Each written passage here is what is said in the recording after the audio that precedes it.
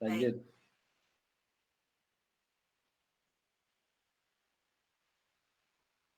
hari ini kita akan belajar tentang sense of place dan estetika ruang dalam desain interior komersial. Sebelum kita mulai, apa itu sense of place? Kita flashback terlebih dahulu. Apa perbedaan dari space versus place? Ada yang bisa jawab? Atau saya panggil salah satu perwakilan dari kelas A, kelas B. Silakan kalau ada yang angkat tangan, langsung on mic. Saya, Bu. Nama, NIM,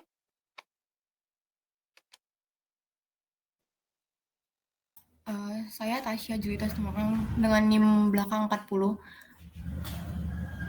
ya.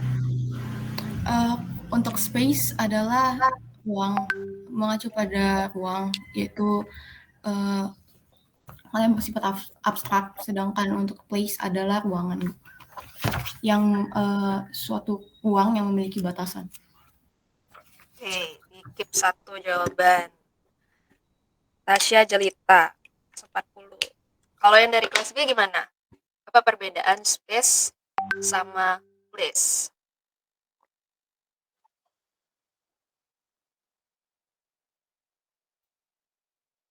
Saya tunjuk aja ya. Yuda Ari. Sang gede Yuda Ari.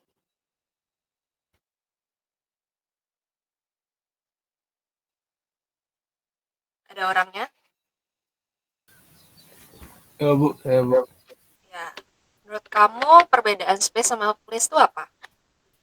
Kalau space tuh kan ruang tuh tanpa batas atau enggak terbatas. Kalau tempat terbatas itu ada batasnya seperti ruangan tuh kan batasnya tembok. Seperti itu, Bu. Berarti fisik dan non fisik ya? Iya. Oke, kita keep keduanya. Dari penjelasan kedua teman-teman adik-adik, menjelaskan bahwa space itu bersifat abstrak dan place yang bersifat fisik dapat kita sentuh atau lihat. Tetapi pernah nggak adik-adik merasakan suatu kesan di dalam tempat? Misalnya adik-adik merasakan bahwa ketika berada di tempat ini saya seperti nostalgia. Contohnya, misalnya ketika saya pergi ke rumah nenek saya, itu saya merasakan beberapa kesan yang berbeda. Ada histori, kenangan ketika masa kecil, kemudian teringat ketika orang tua saya menyiapkan makanan, kemudian situasi dari rumah tersebut, layout ruangannya pun saya bisa bayangkan ketika saya berada di kejauhan. Itu contoh rumah. Kemudian misalnya kalau kita pergi ke suatu desa, kita pernah pergi ke suatu rumah makan, yang dimana kita pergi bersama orang-orang terdekat, misalnya keluarga kita. Nah, ketika kita datang ke tempat tersebut, kita pun bisa mengingat momen-momen apa yang terjadi di sana, bahkan acara-acara penting. Nah, itu adalah suatu kesan yang kita dapatkan di dalam tempat. Tapi, perbedaannya dalam space dan tempat ini ternyata jauh lebih spesifik, tidak hanya pada fisik dan non-fisik. Jadi, place itu gabungan dari space yang harus ada aktivitas manusia, tetapi harus memiliki makna. Sehingga space itu sebenarnya adalah physical settingnya, bukan yang bersifat abstrak. Bagi sebagian orang, belum tentu tempat tersebut adalah tempat bagi mereka. Bisa saja, misalnya rumah makan A itu hanya sebagai space aja, tidak ada kenangan, tidak ada arti, tidak ada makna bagi mereka. Tapi bagi sebagian orang, bisa saja rumah makan yang tadi itu bagi mereka adalah tempat berkumpul bagi grup mereka, bagi komunitas mereka, yang bahkan bisa mencirikan sebagai identitas mereka. Jadi, place itu harus ada tiga hal ini. Ada space, physical setting, seperti yang adik-adik bilang tadi, ada dinding, kemudian ada bentuk fisik yang kita sentuh, kemudian ada aktivitas manusia yang mengisi dari space tersebut. Jika tidak ada manusia, maka dia tidak bisa dikatakan tempat. Kemudian ada meaning, ada arti. Arti ini seperti apa? Ada ruang, ada emosi, ada keikatan dari arti dari makna-makna tertentu. Misalnya bermakna sebagai tempat untuk beristirahat, sebagai tempat untuk mengembangkan diri, atau bahkan sebagai tempat untuk terapis dari sebagian orang yang merasakan ingin melakukan penyembuhan. Itu adalah salah satu contohnya. Jadi, sebenarnya space dan place itu tidak hanya sebatas pada fisik dan non-fisik, tetapi place harus ada aktivitas dan makna dari penggunanya. Jadi ini dia. Sense of place terdiri dari 3. Ada aktivitas yang membangun, ada bentuk, dan ada imajinasi. Ada yang raise up? Maaf Bu, memotong. PowerPoint-nya tidak berjalan. Oh ya,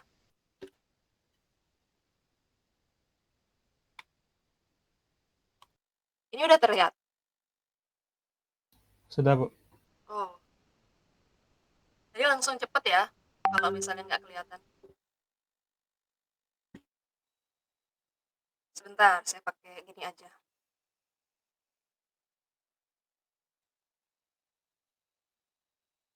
Hmm,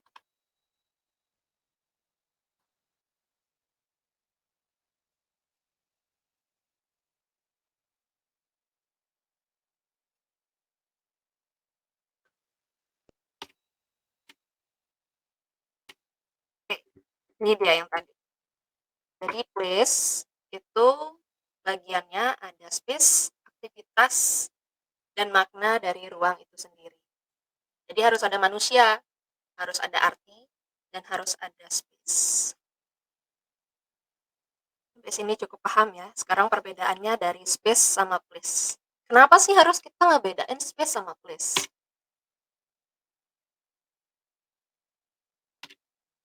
Oke, karena place itu tidak hanya mengingat kepada suatu arti, tetapi bahkan bisa bermain pada imajinasi memori yang ada di kognitif kita.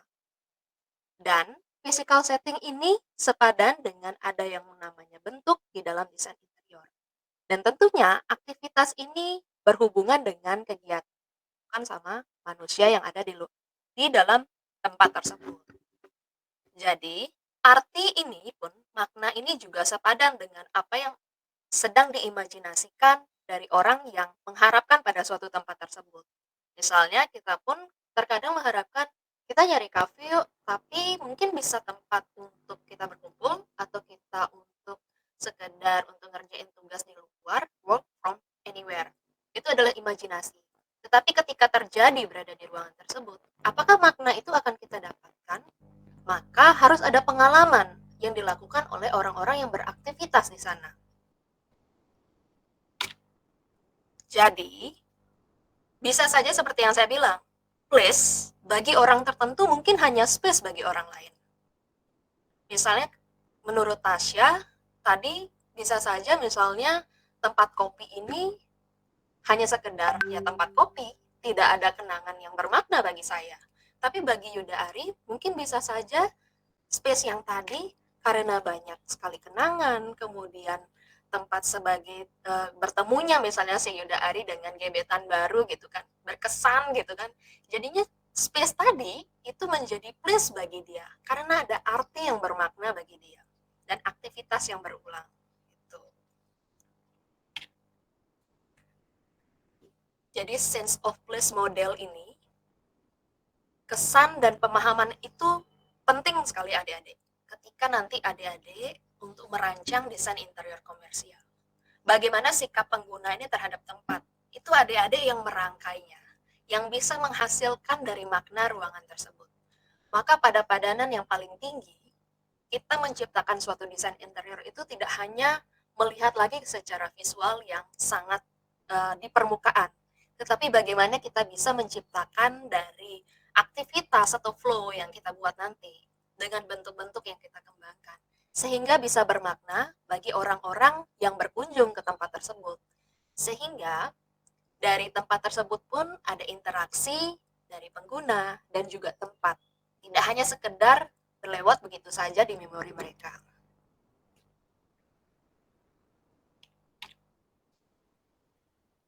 Kalau dijabarkan lebih detail lagi, sebenarnya sense of place ini banyak sekali detailannya dalam spesifikasinya. Bu, kalau aktivitas ini cakupannya apa saja ya yang kita harus pertimbangkan dalam sense of place?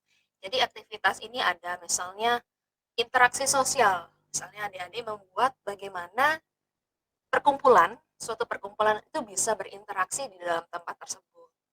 Kemudian ada satisfaction, kemudian ada sense of communities yang tadi saya bilang. Misalnya suatu tempat ini kadang dijadikan tempat ciri untuk berkumpul seseorang kan. Kadang-kadang adik-adik sama angkatannya lebih suka kumpul di mana gitu. Itu tuh kayak udah jadi identitas angkatan ini gitu loh. Jadi kumpulnya di sana. Terus ada physical features, ada form dan size yang mana adik-adik bisa kembangkan dari bentuk pola lantai, kemudian nanti adik-adik kembangkan dari bentuk furniture, terus kemudian adik-adik kembangkan juga dari ukuran. Itu adalah bagian dari yang bisa membangun dari physical features. Kemudian ada tekstur dan dekorasi. Kenapa tekstur? Karena tekstur itu bisa memacu kita, bisa merangsang kita pada sense kita. Jadi sense itu sensasi, sensasi yang ada pada fisik.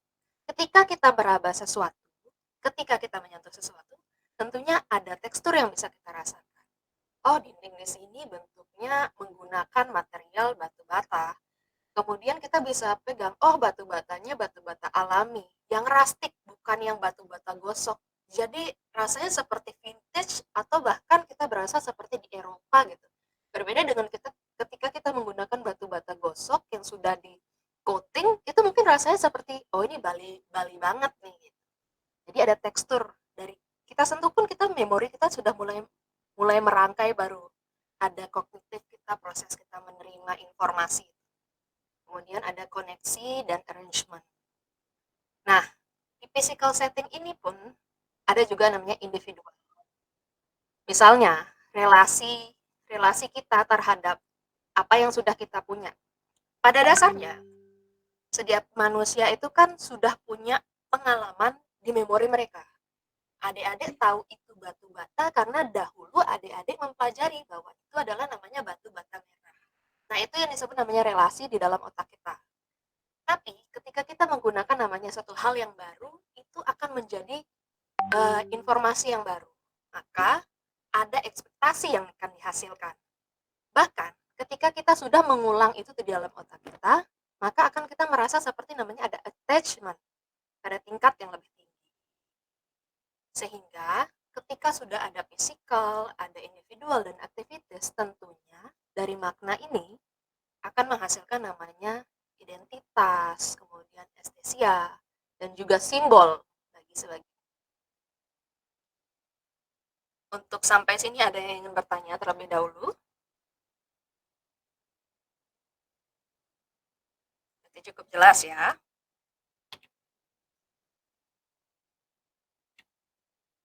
Bagaimana kita bisa menghasilkan suatu ruang untuk bisa menghasilkan orang mencintai tempat tersebut. Nah, ada namanya tupofilia. Tupo itu artinya tempat dan filia itu artinya cinta.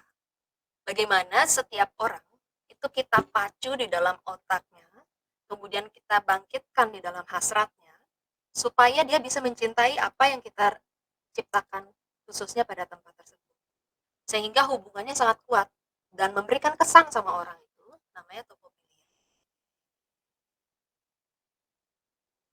Bagaimana desainer bisa merancang interior supaya seseorang mencintai tempat tersebut dengan topofilia tersebut? Ada yang bisa jawab? Saya panggil dari kelas A. Ada Komang Wulan. Orangnya ada? Hadir, Bu. Ya, menurut kamu gimana sih caranya desainer itu merancang interior supaya dia bisa mencintai tempat tersebut? Mungkin memberikan suatu isinya agar bisa mengesankan, mungkin yang mengingatkan pada penggunanya, misalnya sesuatu yang mengingatkan kepada penggunanya seperti misalnya furnitur yang mengingatkan sesuatu kepada penggunanya. Berarti main ke memori ya. Oke, kita keep jawabannya 1. Ya, silahkan yang raise hand. Silahkan on mic. Perkenalkan, nama saya Pratnya Triana Suara dari kelas B NIM 066. Menurut saya ada beberapa aspek yang membuat gimana cara seseorang tuh mencintai tempat tersebut. Pertama adalah kepuasan fungsional. Lalu selanjutnya ada keselarasan estetika. Selanjutnya ada kenyamanan dan personalisasi, koneksi emosional, seperti itu. Baik, terima kasih. Triandana Iswara dari kelas A dan kelas B, terima kasih untuk pendapatnya.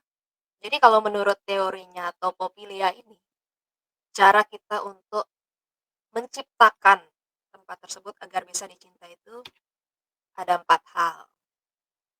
Keanekaragaman lingkungan. Seperti yang dibilang sama Pemanggulan tadi, memang benar dengan permainan memori. Tapi keanekaragaman lingkungan ini ketika kita melihat adanya suatu lingkungan, pada dasarnya manusia itu kan dekat memang pada alam, karena kita berasal dari alam juga. Ketika kita dekat dengan alam tersebut, maka perasaan senang, kemudian dopamin yang dihasilkan di dalam tubuh kita itu, kita akan merasa senang ketika melihat suatu pemandangan. Jadi hormon-hormon kebahagiaan itu akan dihasilkan ketika kita melihat hijau, suara sungai, kemudian mendengar suara burung. Itu makanya kenapa pentingnya adik-adik itu harus mempertimbangkan apakah studi kasus saya sudah memiliki view atau pemandangan yang bisa menciptakan rasa tersebut. Atau adik-adik memindahkan, merelokasi tempat ini ke tempat yang memiliki pemandangan. Sehingga meningkatkan value dari studi kasus adik-adik. Nah yang kedua, dari rangsangan sensori. Seperti yang dibilang sama juga Pemanggulan. Ada sensori yang kita mainkan. Dari panca indera, dari penciuman, dari aroma. Ketika kita masuk mungkin ke dalam galeri lukisan, kadang ada aroma-aroma apa gitu. Kemudian dari kita masuk ke dalam restoran, ada bau makanan yang bisa kita hirup. Kemudian ada makanannya ada baru dimasak gitu. Kemudian kita bisa menyentuhnya, kita bisa melihat warna yang dimainkan dalam tempat tersebut, misalnya warna-warna kontras. Kemudian kita bisa meraba dan sebagainya dari panca indera itu kita aktifasikan di dalam interior. Jadi adik-adik tidak hanya menggunakan secara visual, tapi juga menggunakan musik, kemudian menggunakan aroma, dan juga lain-lainnya. Terus yang ketiga, ini ada ketersediaan tempat dan privasi. Kenapa sih orang itu membutuhkan namanya privasi walaupun dia di tempat publik? Sama kita misalnya seperti kita pergi nih sama teman-teman kita. Pasti kita pengen mencari tempat yang mungkin bisa untuk berbicara lebih nyaman dan tenang seperti yang apa yang dikatakan sama Triandana. Selain ada fungsional, tempat itu misalnya di dalam kafe, kita untuk makan, kita butuh juga namanya kenyamanan. Di mana kenyamanan itu terkadang misalnya ada acara misalnya rapat kecil gitu yang kita adakan, terkadang restoran atau kafe itu menyediakan ruangan privasi untuk misalnya untuk 10 orang, ruang VIP gitu ya. Nah, itu udah ketersediaan tempat dan privasi ini diperlukan. Dan yang terakhir itu kognitif. Semua ini yang keanekaragaman lingkungan, rangsangan sensori, kemudian ketersediaan tempat dan privasi ini balik lagi terhadap dari kemampuan kognitif dari manusianya. Walaupun nih ada lingkungan dengan pemandangan yang indah, kemudian rangsangan sensori yang sudah maksimal kita tampilkan, kemudian ada ketersediaan tempat. Tetapi kalau manusianya sendiri tidak bisa menganalisa dengan apa yang terjadi, maka itu semua juga belum tentu bisa diterima. Jadi balik lagi juga pada kognitif seseorang itu memiliki kecerdasan berpikir yang berbeda-beda. Tapi setidaknya pada rangsangan semua ini sudah tersedia pada hal yang di permukaan. Gitu. Nah, Ini dia, level dari sense of place. Ternyata ada 6 level. Jadi yang level paling dasar itu yang level 0. Ini not having any sense of place. Jadi merasa nggak merasakan apa-apa. Yang level kedua, mulai nih naik. Mulai mengetahui kita itu ada di mana. Knowledge of being located in a place. Kita mulai tahu nih, oh kita ada di mana nih? Oh kita ada di Pulau Bali nih. Terus yang pada tingkat ketiga itu belonging to place. Mulai merasa gitu kan. Kemudian di tingkat yang keempat, ini attachment to a place. Kita merasa memiliki tempat itu gitu. Walaupun tempat komersil tapi kita sebagai konsumen kita merasa kita yang punya. Kemudian tempat yang pada tingkat yang kelima tuh identifying with the place goals. Jadi kita sudah bisa mengidentifikasi sama tujuan dari tempat itu. Kemudian pada tingkat yang keenam, ini ada involvement in a place.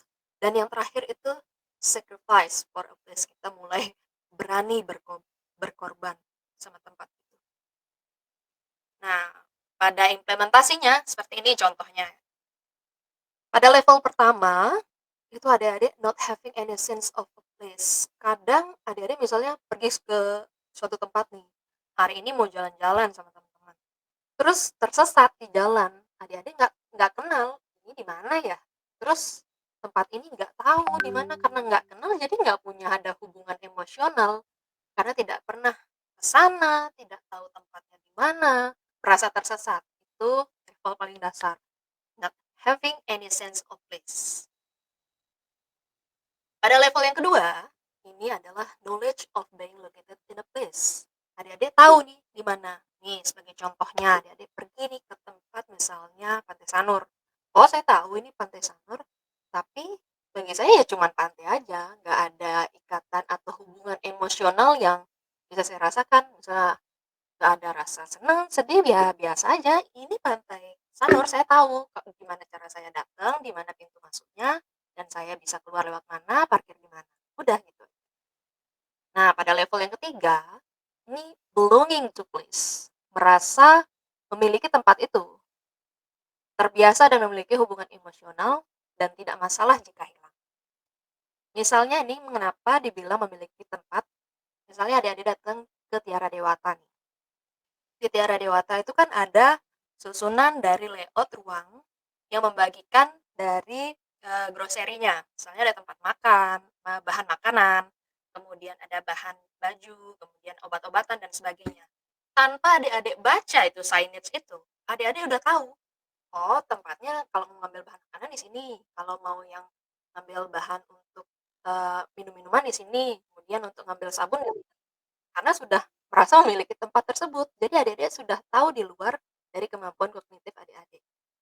Tetapi, kalaupun tempat itu, misalnya sekarang kan Tiara Dewata yang lama ini udah hilang, ya nggak masalah. Masih ada tempat yang lain, misalnya masih ada tempat grocery yang lainnya di Bali. Nah, yang keempat, ini attachment to a place. Terikat pada tempat itu, misalnya hubungan emosionalnya kuat. Tempatnya sangat berarti bagi adik-adik ini, identitas dan simbolnya dipahami. Dan bermasalah jika hilang. Nah, Starbucks misalnya. Kita datang ke Starbucks, kita terikat pada tempat itu. Kalau misalnya mau ke kedai kopi, maunya ke Starbucks aja. Kalau ke kopi lainnya rasanya tuh nggak ada keterikatan emosional. Kalau udah masuk Starbucks itu rasanya seneng aja gitu. Kemudian kalau dia Starbucks udah hilang di Bali itu udah mulai bingung. Adik-adik mulai gelisah, kemudian merasakan anxiety, kecemasan yang meningkat. Nah, yang kelima, ini identifying with the place goals. Adik-adik bisa mengidentifikasikan dari tujuan tempatnya. Misalnya, suatu kantor contohnya. Adik-adik tahu, adik-adik bekerja di sana, tujuannya untuk apa, kemudian hasilnya bagaimana, pengembangan diri, skill, kemudian relasi, dan sebagainya, tahu bahwa itu memang untuk kepada diri adik-adik. Dari itu memiliki ikatan dan ada kemampuan memahami adik-adik. Ketika bekerja di sana pun adik-adik merasa puas, walaupun dilakukan dengan kegiatan rutin sehari-hari.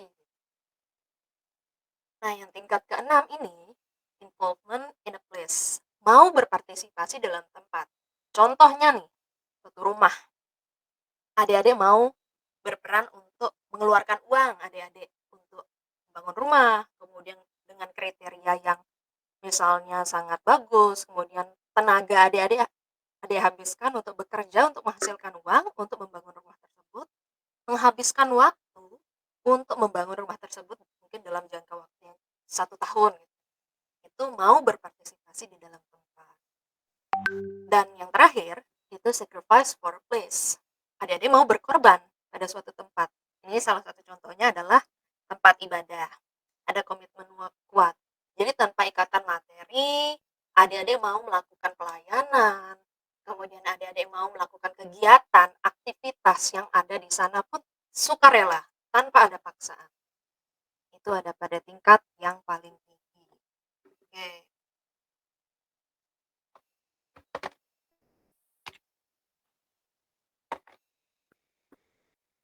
Jadi, sense of place ini banyak relasinya. Kita bisa melihat ada biografis seseorang. Misalnya seperti yang saya bilang, ada hubungan sejarah, ada hubungan keluarga. Misalnya sama-sama dilahirkan di tempat tersebut dalam waktu lama. Misalnya nih, kalau orang Bali kan biasanya dalam satu nata, itu mereka tinggal bersama dengan orang yang lahir dari sama-sama lelaki itu punya anggota keluarga, mereka akan besar bersama di tempat tersebut. Ada keterikatan tempat di sana. Mereka itu sama-sama tinggal dan besar dari kecil, kemudian pas besar baru ngerantau misalnya ke daerah kota. Yang kedua, spiritual, ada hubungan intuitif, merasa bahagia, kemudian sesuai dengan tempat. Ini misalnya adalah tempat-tempat yang memang biasanya tidak hanya pada tempat ibadah, tetapi bisa saja pada tempat misalnya ruang penyembuhan yang meningkat pada terapi spiritual. Misalnya tempat yoga, itu kan berhubungan pada spiritual. Sebagai pengguna, misalnya user yang beraktivitas di tempat itu belum tentu bisa merasakan perasaan spiritual ataupun energi dari spiritual dari tempat yoga yang satu dengan yang lainnya. Terus yang ketiga, ada ideologi. Ada hubungan religius ataupun sekular terkait dengan pandangan hidup dan moral. Nah, yang keempatnya ada naratif. Ada cerita. Ini yang paling sering biasanya di desain interior komersial. Jadi kita ada cerita ketika misalnya kita mendengar, kamu tahu nggak ada tempat ini? Di tempat ini tuh bagus loh, ada interiornya kayak gini, terus kamu tuh bisa kayak gini. Itu ada narasi yang kita terima dari teman kita.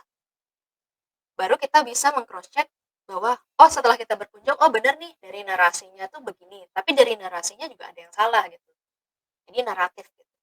Yang kelima ada commodified, berhubungan sama manfaat misalnya. Tempat tersebut memberikan manfaat apa nih sama kita ketika kita berkunjung ke sana. Misalnya klinik kecantikan. Di klinik kecantikan ini ada nggak sih memberikan manfaat untuk glowing gitu kan? Atau hanya sekedar untuk mempromosikan biasa tetapi tidak ada manfaat bagi penggunanya. Yang keenam, dependent. Hubungan terjadi karena tidak ada pilihan. Ya udah, datang-datang aja. Nggak tahu ada narasi juga ada hubungan sejarah juga enggak, ya cuma sekedar datang aja.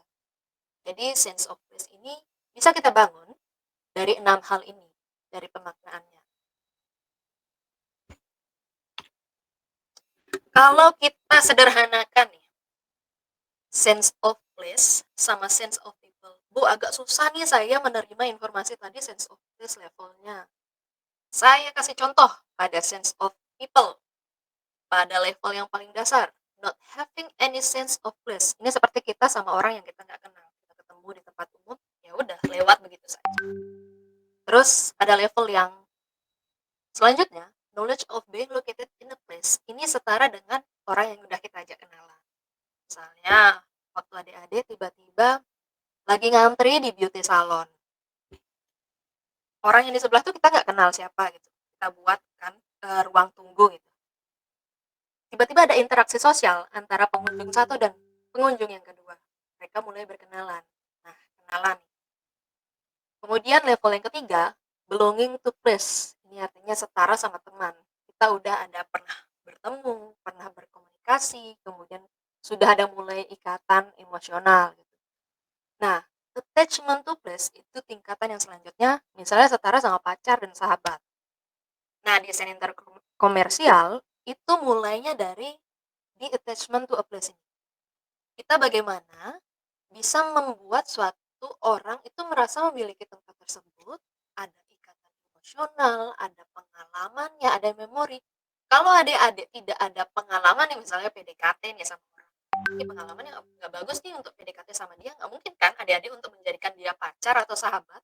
Misalnya track recordnya, orangnya suka ngegibah, males banget jadian sahabat. Nggak mungkin adik-adik akan menjadikan dia orang paling cukup penting di dalam hidup adik-adik. Sama seperti desain interkomersial ini, kalau adik-adik merasa tempat itu tidak nyaman, kemudian tidak ada merasa keterikatan yang baik, tidak senang, pelayannya misalnya nggak ramah, kemudian makanannya nggak enak, untuk apa adik-adik kembali ke sana gitu kan? Berarti harus ada suatu trust, kepercayaan yang didapatkan di sana. Terus pada level yang selanjutnya itu ada identifying with the place goals. Itu tunangan. Ya, adik-adik udah mulai bertunangan nih. Saya percaya bahwa dia adalah salah satu orang yang saya cari, yang selama ini saya cari gitu kan. Sehingga saya mau serius gitu. Tunangan. Kemudian pada tingkat selanjutnya itu involvement in a place. Pasangan yang sudah menikah. Setelah tunangan, dia harus menikah. Nah, yang terakhir, yang tadi saya bilang, sacrifice for a place. Sudah mau berkorban. Jadi pasangan sehidup semati. Mau bagaimanapun adik-adik sudah melewati itu. Dari tunangan dan menikah ya harus sehidup semati sama mereka. Sampai sini ada yang ingin bertanya?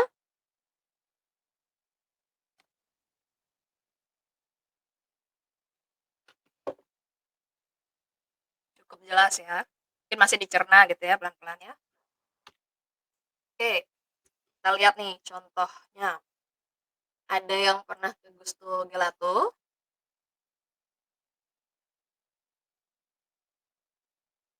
Mungkin ada beberapa yang udah pernah ya. Ini Gusto Gelato yang di Jalan Merdeka. Ketika kita masuk ke sini, ke tempat ini, kan kita ada dua pintu dari yang barat sama yang selatan.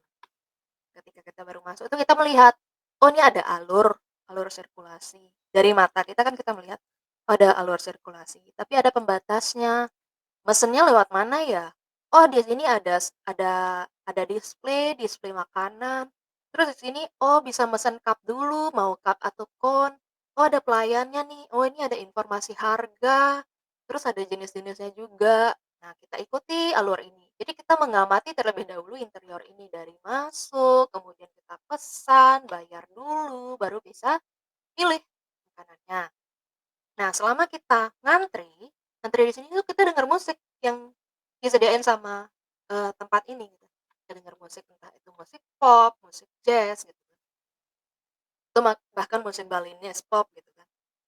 Nah, kita juga mencium aroma dari kue-kue yang disediakan. Walaupun dia jual es krim, dia kan ada juga beberapa jual croissant atau pastry gitu kan, yang mana pasti aromanya kita bisa cium gitu. Wah, ada aroma kue nih, jadinya kita bisa ngeliat, "Ih, mau juga nih selain selain es krim kita mau juga makan makanan ini." Setelah kita ngantri, kita, terpacu dalam sensasi kita di lingkungan ini, barulah kita bisa melihat kan, "Oh ada menunya macam-macam nih, ada sorbet, kemudian ada es krim yang lebih banyak, rasa-rasa inilah sebagainya," gitu. "Mbak saya mau coba ini dong, boleh?" Sebelum kita untuk beli kan kita dikasih kesempatan tuh untuk ngerasain. Lidah kita udah merasakan, "Oh rasanya ini manis, oh yang ini rasanya asam, Mbak saya jadinya yang ini ya," gitu. 2 rasa, barulah kita bisa menyentuh dari produk itu. Jadi ada proses yang kita buat di dalam otak kita. Itulah bagaimana desainer menciptakan suatu desain interior, itu memaksimalkan dari sense-nya, dari sensasi, dari panca indera yang kita rasakan. Dari awal kita melihat, kemudian kita mendengarkan, kemudian ada penciuman, ada yang kita rasakan, kemudian bisa kita pegang produknya. Barulah kita duduk gitu. Setelah dijabarkan, yang tadi saya sebutkan 5 itu, bagaimana sih Bu kalau kita ngimplementasiin?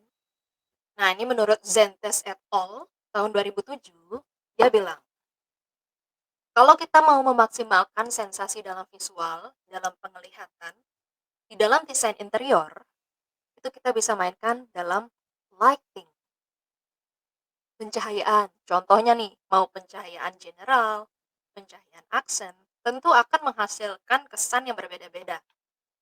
Sebagai contohnya misalnya di beauty salon ini. Sini kan ada nail art. Kalau di nail art pasti butuh lampu yang khusus. Jadi setiap meja tuh ada lampu yang berbeda-beda. Tapi di display ini juga butuh pencahayaan untuk memperlihatkan produk. Makanya ada pencahayaan lain. Nah, sebagai point of interest, di sini sebagai sign yang tempat dari beauty salon ini, maka ditambahkan ada pencahayaan yang ketika orang lihat, oh ini merek ini, gitu. Orang tahu. Terus di sini untuk mani-pedi dibuatlah ada backdrop. Untuk memainkannya, backdropnya ditambahkan dengan pencahayaan.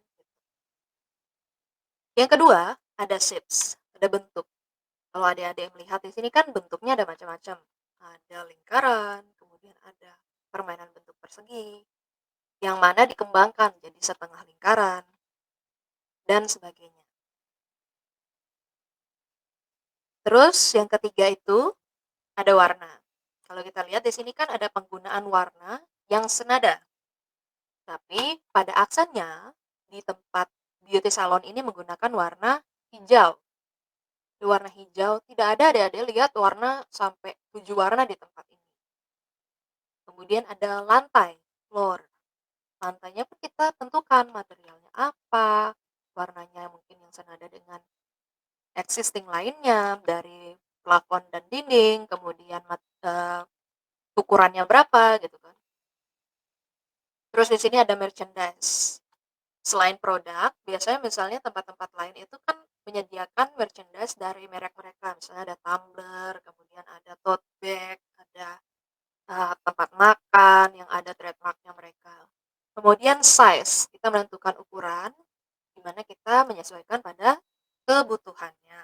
Dan yang terakhir, ini penting juga, sales personal appearance. Nah, di mana promosi dari sign-nya dalam desain interior komersial itu tidak akan lepas pada brand yang ada di sana. Kemudian auditory, itu bisa kita maksimalkan dan manfaatkan dari background musik, kemudian audio advertising. Ini contohnya di villa nih. Kita pakai speaker, atau bahkan kita menyediakan ada fasilitas misalnya bioskop, teater seperti ini. Kemudian terkadang juga noise from other itu artinya gini. Kalau kita memilih tempat yang dekat dengan lingkungan, otomatis akan menghasilkan suara-suara dari nature. Misalnya seperti yang saya bilang, ada suara sungai, percik-percik air, atau suara dari kolam. Kemudian kalau kita misalnya potensi site-nya di dekat mungkin dengan hutan tuh ada suara-suara burung, tuh jangkrik gitu kan. Itu juga berpengaruh dan memiliki manfaat di dalam menghasilkan atmosfer di ruang ini. Nah, ini adalah sensasi yang paling pertama akan diterima oleh otak. Olfactory sense, aroma. Jadi dari semua sensasi sensori, yang paling cepat diterima oleh saraf kita itu adalah aroma. Kayak kalau kita datang ke suatu tempat, ih, harum banget tempat ini. Jadi yang paling pertama kita tuh cium tuh aroma. Terus atau kadang misalnya waktu pergi, kita teringat, ih, aroma ini tuh ngingetin sama tempat ini loh. Kok bau kayak vanila ini ngingetin sama tempat ini kayak gitu. Makanya di dalam pertimbangan kita juga dikembangkan sekarang banyak sekali namanya aroma-aroma terapi, kemudian ada sense itu banyak berkembang di dalam bagian dari desain interior, baik ada yang alami ataupun non alami. Kemudian tactile sense, ini contohnya di retail, kita bisa menyentuh, ada sensasi ketika kita menyentuhnya. Contohnya nih ada retail sepeda. Kalau kita misalnya ada yang pakai dealer motor itu kan bisa kita sentuh ya, oh stangnya seperti ini ya. kemudian bannya seperti ini ternyata dipakai. Terus sadelnya juga modelnya kayak gini. Dari kita sentuh teksturnya, joknya tuh, oh ini agak kayak kulit jeruk nih, atau oh ini yang modelnya ada pori-pori gitu. Adik-adik bisa sentuh produknya gitu. Ada yang dipajang di display. Makanya kenapa? Kalau contohnya di dalam studi kasus dealer motor, itu kalau bisa ada satu yang di display yang memang dipajang untuk bisa dicoba oleh user gitu, oleh konsumen. Tidak hanya semuanya, enggak Bu, kita cuma ada eh, eh, katalog aja, Ibu nggak bisa nyoba. Itulah pengalaman yang tidak bisa didapatkan oleh konsumen, jadinya orang tidak akan mau lagi balik ke sana. Gitu. Tidak ada pengalaman yang didapatkan. Yang kedua itu material, lagi-lagi material. Material itu memang hal yang paling bisa kita sentuh.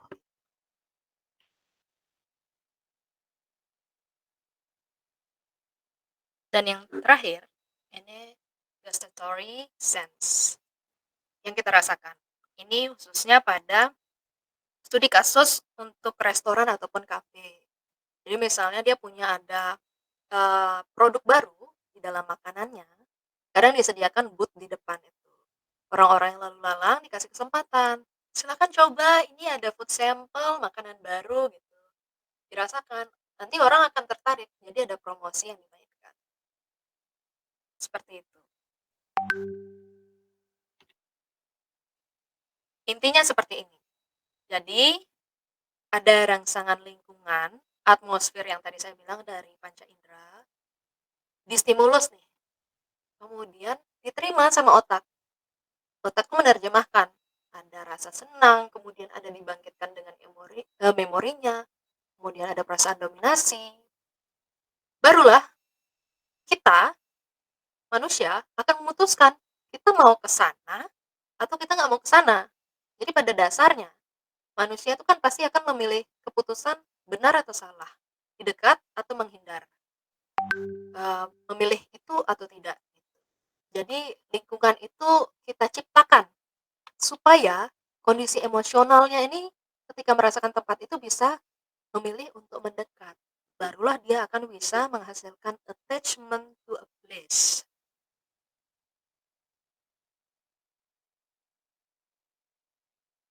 Dua jenis kebutuhan manusia dari perilaku konsumen ini di dalam desain interior komersial, dua hal yang paling penting itu adalah keamanan dan rangsangan dalam psikologi sosial lingkungan. Jadi sebenarnya sense of place ini memang turunan dari teori psikologi desain atau psikologi arsitektur. Kita tidak bisa lepas dari yang namanya psikologi di dalam desain interior komersial. Maka adik-adik perlu mengetahui sense of place itu apa. Sebagai contohnya ini adalah spa. Di gambar yang pertama, adik-adik melihat tempat spanya itu terbuka di sebelah air terjun. Kemudian yang kedua, adik-adik melihat bahwa tempat spanya itu di dalam ruangan, tapi ada pemandangan. Pemandangan di belakang ataupun di bawahnya, di dekat dengan laut, dengan pantai, gitu kan. Dengan suasana interior yang hangat. Gitu. Nah yang ketiga, ini mulai modern nih. Ada permainan teknologi, di mana plafonnya udah mulai pakai LED, udah pakai layar gitu kan. Bisa ada menghasilkan pemandangan gitu. Nah, yang terakhir, ini sudah permainan teknologi. Jadi, model spa-nya udah pakai teknologi namanya terapi warna, color terapi gitu. Dari 4 ini, tentu hasilnya akan menghasilkan beda-beda situasi, kondisi, pengalaman, dan sensasi. Makanya, kita harus mampu menghasilkan suatu rangsangan yang kita tuju di sini. Dan tentunya juga harus memberikan rasa keamanan. Walaupun misalnya ini di sebelah di dalam di luar terbuka ya, di tempat terbuka. Tapi adik-adik harus bisa menciptakan bahwa dia aman nih rasanya di sini untuk spa gitu kan. Kadang kan kalau di resort-resort Bali itu kadang juga semi terbuka itu tempat spanya. Kemudian di sini juga merasa aman. Oh, ini materialnya juga tempered glass, tapi kita harus merasakan it's safe. Ini aman untuk Anda. Anda akan merasakan kenyamanan ketika spa di sini. Sama seperti ini walaupun di sini ada 2 bed, ini kan untuk couple biasanya, untuk couple. Anda merasa aman gitu satu sama lain. Dan ini walaupun dia bersifat teknologi, kita akan memberikan informasi bahwa ini aman untuk bapak atau ibu yang akan melakukan spa di sini.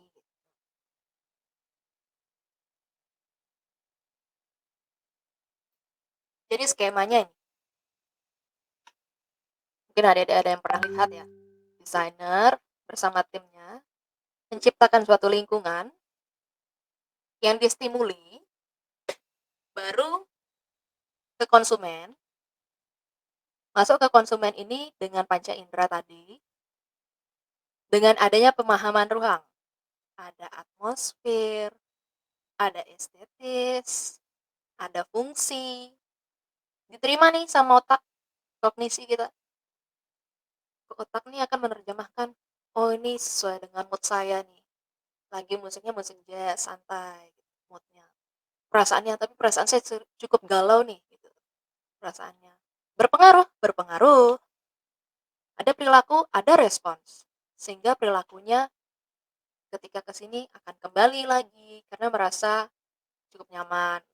Kalau misalnya di dalam dealer motor, oh di sini pelayanannya bagus, kemudian juga saya merasa senang belanja di sini karena produknya dipajang dengan baik, pencahayaannya juga bagus, saya bisa melihat produk-produknya, saya akan membeli lagi ke sini.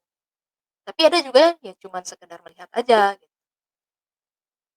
Jadi membangun ruang itu kita bisa menciptakan bagaimana dengan cara memanipulasinya. Contohnya adalah adik-adik juga pergi ke tempat retail yang biasanya kadang kita tuh nggak butuh, tapi kita tiba-tiba beli gitu loh. Padahal sebenarnya lagi ngebutuhin apa, tapi jadinya beli apa. Nah, desain interior itu berperan di sana untuk memainkan psikologi kita, mengaktifkan dari otak kita, supaya kita tuh jadi belanja, padahal enggak. Gitu. Ini deh yang saya bilang tadi. Dari faktor lingkungannya ada eksterior. Bagaimana adik-adik menciptakannya? Dari gaya arsitektur, tentunya yang dari mata kuliah sebelumnya udah dapat ya, apa jenis gaya-gaya arsitektur yang bisa adik-adik kembangkan. Kemudian dari eksterior, ini juga kita pertimbangkan ada lahan parkir. Kadang orang tuh males mau ke tempat komersial tertentu kalau parkirnya susah. Apalagi misalnya yang bawa kendaraan roda 4. Kita lihat, aduh parkirnya susah, nggak jadi deh, mending di tempat yang lain. Nah, lahan parkir ini harus ada dipertimbangkan. Makanya ketika nyari lahan relokasi, Bu, saya butuhnya berapa ya? Ya harus tentukan juga adik-adik itu kebutuhannya bagaimana lahan relokasinya. Harus disesuaikan sama kebutuhan dari penggunanya dan dari termasuk dari parkirnya. Kemudian ada identitas brand dari label. Nah, di desain interior ini kita mainin elemen pembentuk ruang. Tentunya adik-adik sudah belajar dari semester 1 elemen pembentuk ruang itu bagaimana memvisualisasikannya. Kemudian pencahayaan itu paling penting di dalam desain interior komersial. Kalau ruangannya gelap, kemudian pencahayaannya redup, orang tuh akan berpikir kembali untuk ke sana, berkunjung ke sana gitu loh. Beda memang kepada tempat-tempat tertentu yang memang didesain untuk eh, tidak memiliki cahaya yang maksimal. Gitu. Kemudian suara latar. Suara latar itu artinya musik. Musik itu memang juga sangat berpengaruh dan dipertimbangkan. Kemudian aroma dan penghawaan interior. Nah, ini juga. Penghawaan itu juga akan menciptakan kenyamanan di dalam diri manusia. Kalau kita merasa tempat itu panas, tentunya kita tidak akan mau tempat itu. Secara naluriah, kita akan mencari tempat yang nyaman bagi suhu tubuh kita. Kalau terlalu dingin dari ruangan tersebut, kita merasa pengen cepat pulang atau pengen pipis saja bawaannya. Terus kalau tempat itu terlalu panas, juga kita tidak akan merasa nyaman. Pengennya nyari tempat yang sejuk. Maka perlu dipertimbangkan suhu ruangan itu setidaknya memberikan rasa nyaman yang berdekatan dengan suhu tubuh manusia. Kemudian ada organisasi ruang dan fungsionalitas, ada lokasi, ada peralatan, ada furnitur yang tadi disebut misalnya sama teman-teman adik-adik. Kemudian ada penanda. Penanda ini apa? Kadang adik-adik itu lupa. dalam buat desain fasad itu tiba-tiba udah aja bentuk fasadnya, tapi nggak ada pengenal. Bagaimana orang tahu bahwa itu tempat klinik kecantikan? Karena nggak ada pengenalnya atau simbolnya. Kemudian apa yang menarik perhatian orang ke sana gitu. Dan bahkan dekorasi pun juga diperlukan. Setelah faktor lingkungan ini kita rancang dari beberapa aspek ini, kriteria-kriteria ini, barulah kita kaitkan, kita kembangkan dengan psikologis dari diri manusia. Secara aspek kognitif, kita mulai percaya. Bagaimana kita buat orang-orang tuh percaya sama desain yang kita buat itu aman, nyaman, efektif, indah, dan sebagainya. Kemudian klasifikasinya dan simbol statusnya. Kemudian aspek emosional, dari yang tadi saya udah bilang, ada perasaan dan sikap. Dan aspek dari psikologikal, tidak nyaman, nyaman, dan sejahtera. Sehingga perilaku konsumen yang bisa kita hasilkan itu memilih untuk menyentuh, mengeksplorasi, dan puas dengan desain interiornya, bukan malah menghindari.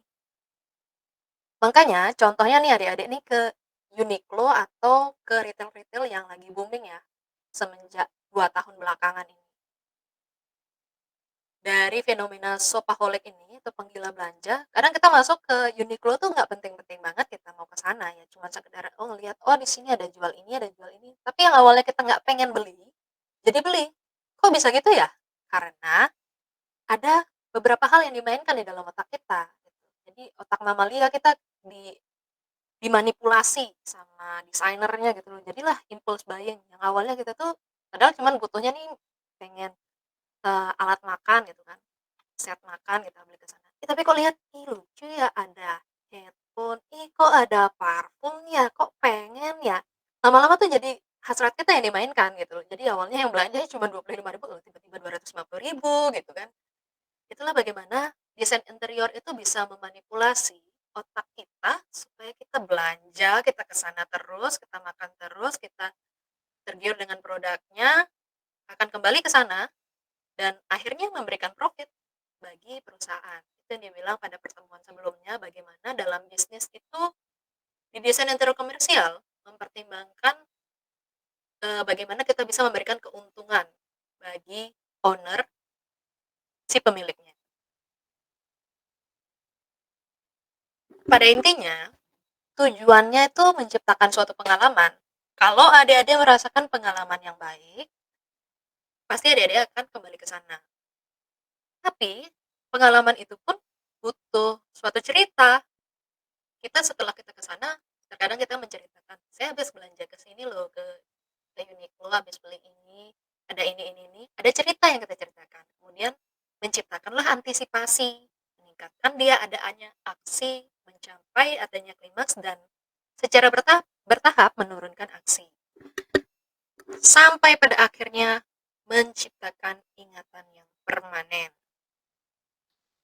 Sampai sini ada yang ingin bertanya terlebih dahulu?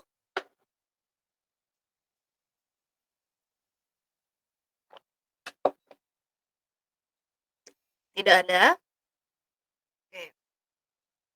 Kita lihat nih, contohnya yang pada saat saya masih kecil ya. Tuh, Prof dan Bapak-bapak ini sudah udah punya anak agak-agak gede ya. Kalau saya nih waktu pada masa itu McD itu agak heboh gitu waktu kecil. McD, kalau kita lihat nih fasadnya ini sederhana, tapi pada zaman itu, pada zaman awal-awal tahun 2000, McD ini berhasil menciptakan fasad yang berkesan pada orang-orang yang melihat. Jadi kita lihat, oh itu McD, oh ini McD nih gitu. Kita tahu. Kok bisa kita tahu ya itu McD? Terus kadang juga di dalam mall tuh kita bisa lihat, oh di sana ada outlet McD, nanti makannya di sana aja. Terus ada permainan juga dari dekorasi, kemudian ada sign, ada simbol. Kalau kita lihat badut nih, sebenarnya serem ya, tapi jadi cirinya mereka. Oh badut ini cirinya McDonald's. Kemudian ada sekarang tuh sebelum semuanya pakai kioske ini, McD itu memberikan pembaharuan gitu, bahwa tidak lagi antri kayak gitu, tapi self service gitu kan. Tapi ketika kita melihat fasad, interior, kemudian furniturnya ataupun fasilitas yang di sini sebenarnya apa sih yang kita ingat di dalam otak kita? Apa yang bisa membuat kita mengenal bahwa ini McD? Apa logonya? Atau karena logonya ini kita tahu ini McD? Saya mau tanya dulu. Kelas A, Emily, ada orangnya? Ada, Bu. Ya, menurut kamu gimana? Yang menciri khasnya itu logonya sama warnanya, Bu. Oh, logo sama warna. Oke, itu aja? Iya, Bu. Ya. Oke, di kelas B, Anggras Sena, ada orangnya? Ada Bu, Ya, menurut kamu gimana? apanya Bu? Gimana? Ketika kamu melihat McD ini dari mana kamu tahu, oh ini McD gitu loh. Logonya juga sih Bu, sama warnanya gitu. Logo sama warna. Oke, takip ya Ya. jawabannya. Dari perwakilan kedua kelas ini katanya logo sama warna, Bu. Sepenting itu ya logo. Ternyata di dalam brand itu, ini company nih, company-nya McD, itu akan menghasilkan suatu identitas. Nah, dari customer itu membutuhkan ada namanya image atau gambar secara visual. Seperti yang teman-teman adik-adik bilang. Ya ada image logo yang kita lihat, ya ada image dari simbol yang kita lihat tuh, ada warna yang kita lihat, ada interiornya tuh bentuknya kaku-kaku aja Bu gitu. Kalau misalnya McD gitu. Atau dia permainannya ya kayu kayak gitu Bu. Nah, keduanya ini menghasilkan namanya brand. Apakah brand itu logo? Tidak. Brand itu bukan logo. Jadi bagaimana kita menghasilkan seperti contohnya McD itu yang sampai sudah melekat di dalam alam bawah sadar kita itu bahwa itu McD. Itu sepertinya seperti gunung es ini adik-adik. Kalau adik lihat. Ada yang terwujud. Yang adik-adik lihat tuh yang ini. Elemen sentuh dengan konsumen, pintunya bisa adik buka, kemudian ada menu yang bisa adik sentuh, kemudian ada produk yang bisa adik makan, kemudian ada meja dan kursinya yang bisa adik gerakkan sendiri. Ada nama yang adik-adik tahu. Itu McD. Ada logo, huruf M, ada trademark dan simbol yang adik temukan di dalam produk. Terkadang ada duta brand dari beberapa komersil lainnya. Ada identitas visual. Nah, desain interior itu dia bersifat terwujud, ada di permukaan. Tapi elemen tidak terwujudnya itu banyak sekali yang harus adik-adik kembangkan untuk adik-adik cari di dalam data non-fisik. Misalnya, elemen sentuh dengan staf ini adik-adik berkomunikasi nanti dengan stafnya, wawancara, bagaimana ya Bu, ketika Ibu, Bapak berinteraksi, bekerja di tempat ini, alur sirkulasinya apa, kemudian ada nilai emosional. Ini kadang kita cari sampel sama pengunjung. Pak, Ibu, apa yang Ibu rasakan ketika ke sini? Kekurangannya apa? Kelebihannya apa? Harapannya apa? Jadi ketika itu kita tahu apa yang dirasakan oleh konsumen atau bahkan dari stafnya. Saya merasa tidak nyaman sebenarnya kerja di dapur ini kecil, ukurannya sempit gitu kan. Atau mejanya tuh nggak sesuai standar gitu. Ada hal yang kita ketahui ketika kita bertanya. Kemudian ada penambahan nilai. Dari hal-hal yang kita tahu, yang awalnya kita tidak tahu, nilai-nilai inilah kita tambahkan. Kita tambahkan nilainya supaya dia bisa ergonomis. Kemudian kita tambahkan nilainya supaya dia lebih indah. Ada karakteristik yang unik. Kemudian ada kepercayaan. Ada jaminan. Kemudian ada janji atau trust yang kita kasih ke konsumen. Dan mendefinisikan identitas konsumen. Dan yang terakhir itu identitas perusahaan. Visi misi dan strategi pemasaran. Ini adik-adik bakalan data di dalam data non fisik. Makanya kita mencari organisasi, struktur organisasi, visi dan misi. Supaya adik-adik paham sebenarnya tujuan dari komersil ini tuh apa. Contohnya ada klinik kecantikan yang memang untuk membuat seperti glass face gitu ya, atau wajah yang seperti kaca gitu, itu kan kita harus tahu visi misinya seperti apa. Oh, menggunakan teknologi dengan laser ini itu kita harus tahu. Dengan strategi pemasarannya gimana? Oh, menggunakan dengan influencer begini dan ini. Nah, itu harus adik-adik tampung. Bagaimana adik-adik menciptakan ruangannya, dia menyediakan dari alat tersebut, ruangan tersebut. Itu yang tidak terwujud. Yang penting adik cari informasinya, bukan hanya sekedar yang terwujud saja. Gitu. Jadi brand itu tidak hanya serta-merta logo, enggak. Tapi semua ini namanya brand. Dari atas sampai bawah ini. Ini namanya brand. Bagaimana dengan aplikasinya di interior? Ini sebagai salah satu contoh kasus, dia merebranding. Tujuannya branding itu sebenarnya menawarkan pengalaman yang estetis. Kadang kita misalnya ke suatu kedai, kedai itu nggak jelas aja dia jualannya apa, dia nggak punya ciri khas apa. Jadi kalau orang ke sana ya cuma tahu kedainya itu apa. Tapi ketika kita tahu visi dan misinya dari tempat tersebut, kita bisa kembangkan sehingga dia punya identitas baru gitu. Nah, hal yang paling jadi gubahan adik-adik nanti kalau adik-adik bisa mampu menghasilkan suatu brand baru dari studi kasus itu gitu. Jadi desain yang merepresentasikan penampilan semakin canggih nih. Nah, kita kan berkembang di dalam dunia AI sekarang ini. Harus bisa menggabungkan antara prinsip estetik interior, estetik desainer, dan selera masyarakat.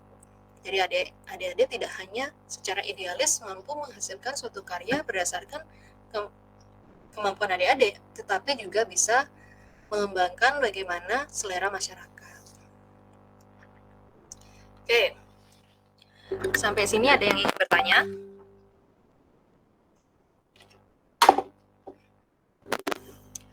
Tidak ada. Jadi kita lanjutkan sedikit lagi ke teori estetika dalam komersil. Ada satu teori yang cukup terkenal, namanya The Aesthetic Measure dari Birkhoff. Mungkin ada yang tahu ya. Bagaimana kita bisa mengetahui itu indah atau enggak? Jadi ada secara ukurannya itu aesthetic measure, order dibagi complexity itu akan menghasilkan keindahan. Ini sebagai dasar adik-adik ketahui saja ya. Tapi pada dasarnya ciri-cirinya ini. Order itu ada apa aja sih? Ada simetris, ada repetisi, ada keseimbangan, keselarasan, ada disposisi, ada warna yang harmonis. Dan salah satunya yaitu ada randomness. Itu bagian dari order. Tetapi dia bersifat negatif. Makanya dia jarang sekali kita temukan di dalam desain. Bagaimana aspek ini ketika dikembangkan di dalam desain interior? Jadi misalnya nih, adik-adik kan udah belajar nirvana ya. Ini pada dasarnya nih nilai-nilai desain dan unsur-unsur desain. Simetris itu secara positif itu akan menghasilkan keindahan. Tapi kalau dia asimetris itu tidak akan menghasilkan keindahan. Repetisi atau pengulangan itu bisa menciptakan suatu keindahan. Tapi kalau tidak ada pengulangan, itu bisa mengurangi dari nilai keindahan. Nah, keselarasan itu bisa menghasilkan dari keindahan, tetapi ketika ada suatu yang kontras, itu bisa mengurangi keindahan. Ada juga namanya disposisi. Disposisi ini apa? Kita misalnya sebutnya ini di dalam desain interior adalah point of interest. Ada center, ada pusat perhatian. Disposisi itu artinya berbeda dari yang lainnya. Makanya adik-adik menciptakan suatu point of interest, contohnya lobby, misalnya resepsionis. Jadi center ketika orang datang, oh tahu nih pesannya di sini, oh di sini nyari informasi, ada point of interest. Kemudian ada warna yang harmonis atau senada. Ketika warna itu senada, adik-adiknya sudah belajar di Nirmana ya, ada teori 10, 30, 60, ada teori kontras, monokrom, dan sebagainya. Bagaimana adik-adik memadankan mana warna aksen, mana warna dominan, dan mana yang warna general. Dan yang tidak berwarna, itu bisa mengurangi nilai keindahan. Kadang nih, ada beberapa mahasiswa yang menggunakan dominan warna putih. Warnanya boleh kalian monokrom, tapi setidaknya itu pertimbangkan bahwa kalau warna yang dengan adanya point of interest itu akan menciptakan keindahan yang meningkat. Kemudian randomness, artinya ketidakberaturan. Itu memang bisa terkadang menciptakan suatu imperfection, ketidaksempurnaan, tetapi dia lebih banyak akan menyebabkan justification. Ini adalah bagian dari order. Hal-hal yang bisa adik-adik pertimbangkan dalam menciptakan keindahan dalam desain.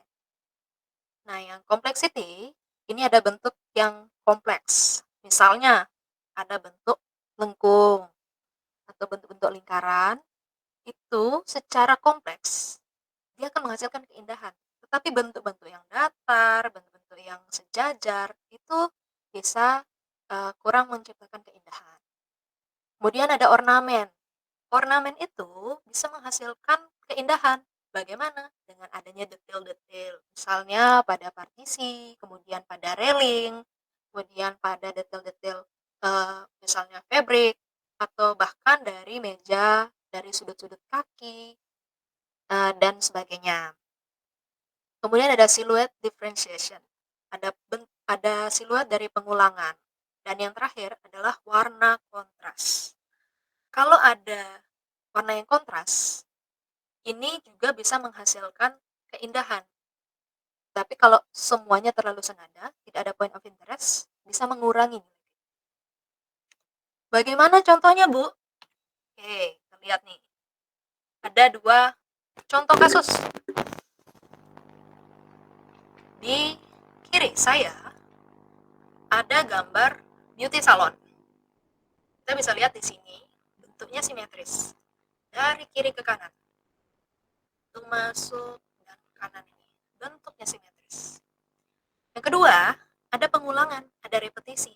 1, 2, 3, 4. Pengulangan bentuk dari lengkungannya.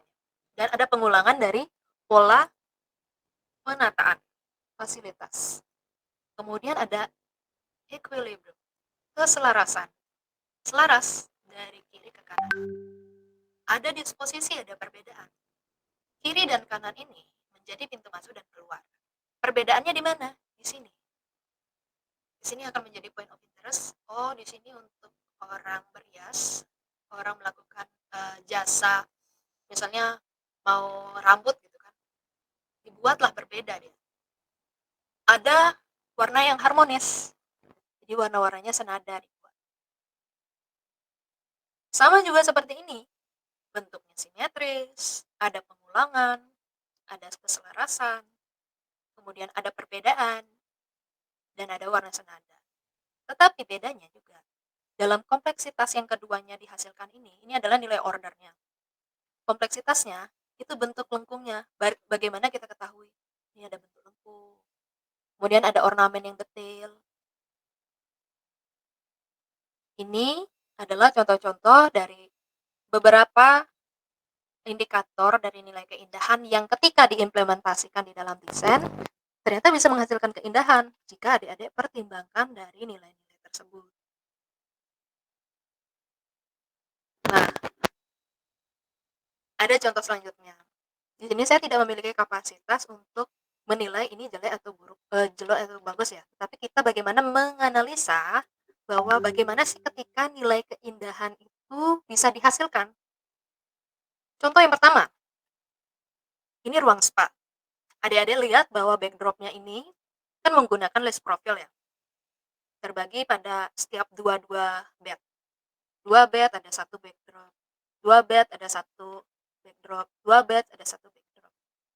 Senada memang, simetris memang, tapi seperti ada yang kurang dalam menghasilkan nilai keindahan tersebut. Kemudian dikembangkan kompleksitasnya supaya bisa meningkatkan nilai keindahan tersebut. Dengan apa? Ada form complexity dengan bentuk lengkung. Kemudian ada ornamen yang dihasilkan. Ada silhouette differentiation. Ada color kontrasnya lagi. Dibandingkan dengan yang kiri, nilai yang kanan ini, nilai keindahannya sudah semakin meningkat karena kita menambahkan kompleksitas. Itu contoh implementasinya. Ini adalah contoh randomness yang bagian dari order tetapi paling riskan untuk menghasilkan nilai keindahan.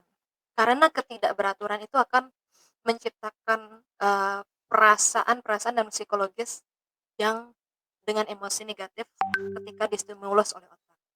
Contoh kiri, ini memang sudah senada, tetapi di dalam randomness ini masih tidak simetris. Kita lihat nih, biasanya mahasiswa nih terkadang lupa nih dengan integritas ini. Sudut dengan display ini, dia tidak sejajar dengan garis yang di sini. Tidak ada nilai kesatuan. Garis yang ini, dia tidak sama sejajar dengan ambalan ataupun display yang berada di kiri.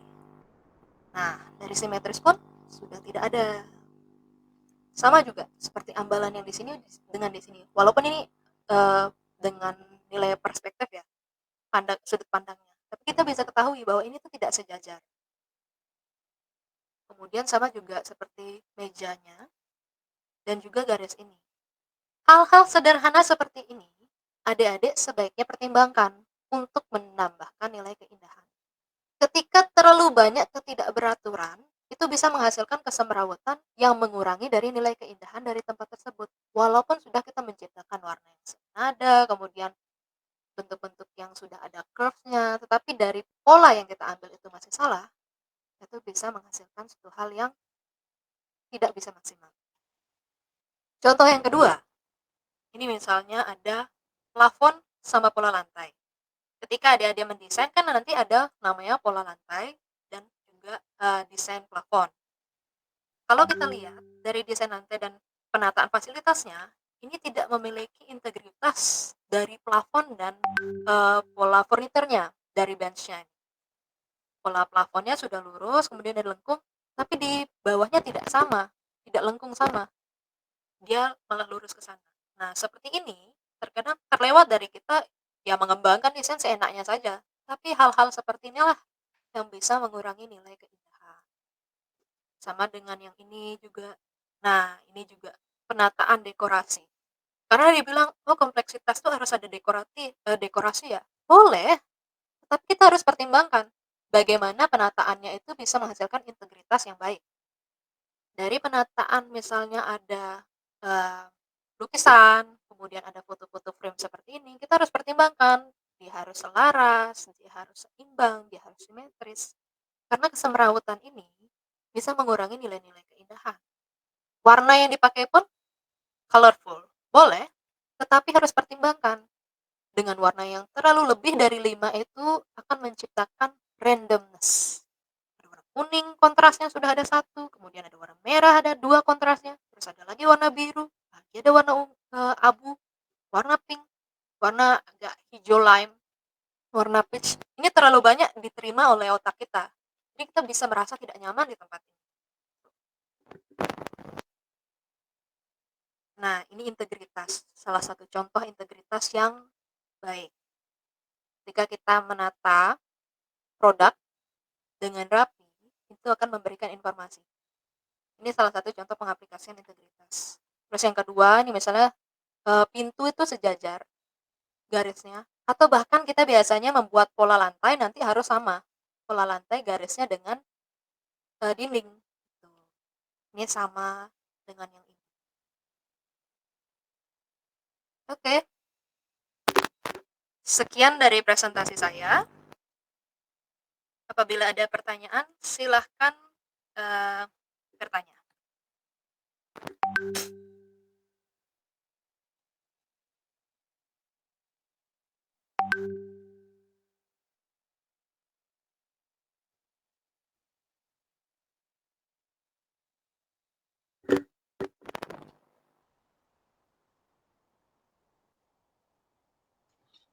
Silakan adik-adik yang mau bertanya. Dari penjelasan Ibu Ida Ayu tadi itu sangat sangat detail sekali dan sangat kompleks sekali, saya rasa sangat luar biasa sekali penjelasan dari beliau. Bila mana kalian ada pertanyaan, silakan lakukan pertanyaan.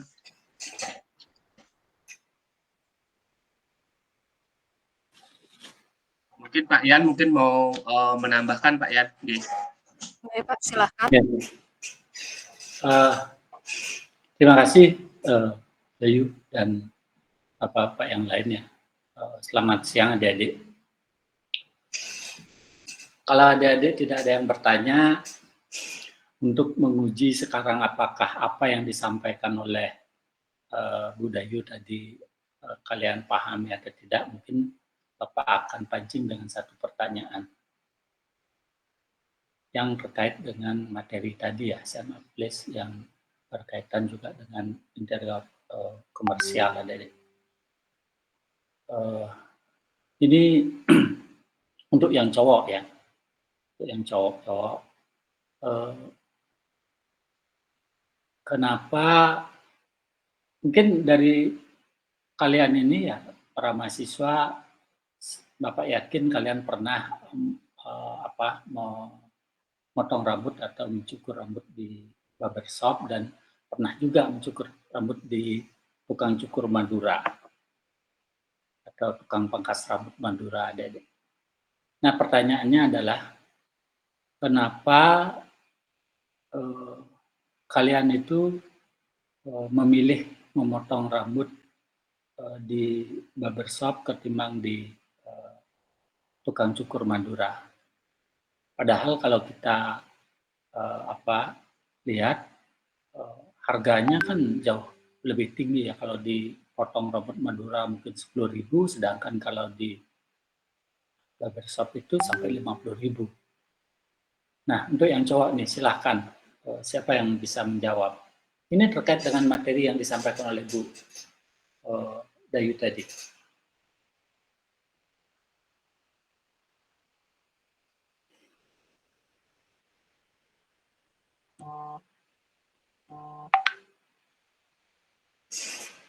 Silakan, siapa yang mau?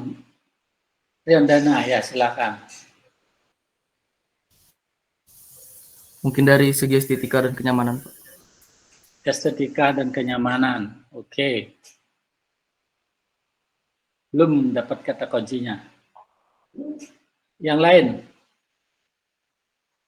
Silakan adik-adik. Berarti sebagian sudah Riandana dapatkan teori dari yang sudah disampaikan oleh Bu Dayu. Ada yang lain, yang cowok terutama, mungkin kalau cewek nanti pertanyaannya berbeda, adik-adik.